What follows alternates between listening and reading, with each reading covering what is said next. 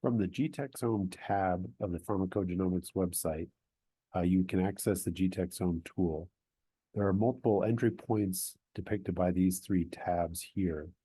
The Refold tab is the most direct access to getting three-dimensional protein structures, but it requires that you have both a gene ID and a CCID available.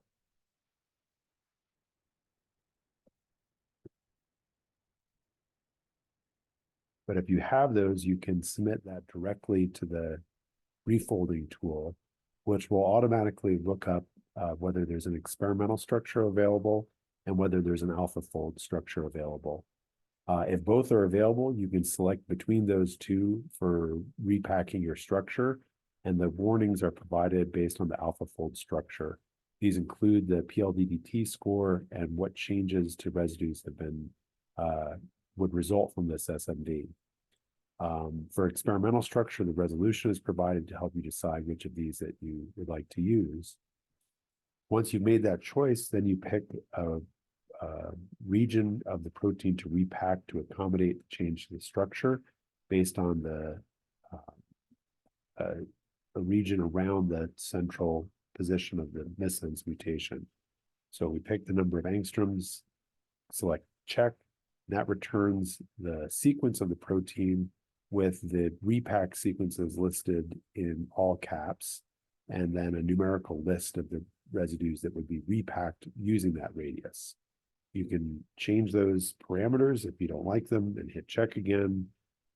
You can also change the mutation. If you wanted to change what residue you were changing there, you can make that change and hit return. And when you've made all of those changes, then you can hit submit. If you want to change the gene ID number, you'll need to make that change in the URL.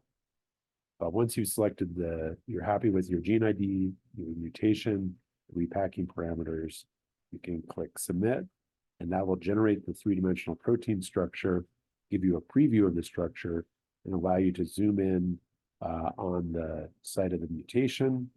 And if you're happy with that, you can download the protein. If you're not, you can click edit protein data, and that'll return you back to the place where you can make adjustments.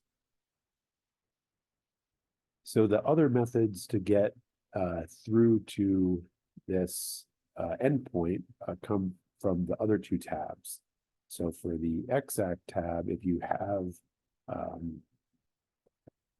a gene in mind, you can get a list of the mutations for that specific gene. And then if you see a gene of interest, or you filter for missense and then find a gene of interest, you can send that through to the refolding page. The third option is the first tab selected, GTEx, which allows you to select based on tissue expression level. And you can either set a range based on the ratio of expression in one tissue type to all other tissue types, or by the absolute count in transcripts per million of expression of genes in that specific tissue type. So for example, if we select adipose subcutaneous, that would be the expression level in that tissue relative to all the other tissues listed. And if we follow the example there and set the ratio of 0.05 to 0.5, it'll give us genes that are highly expressed in that tissue type.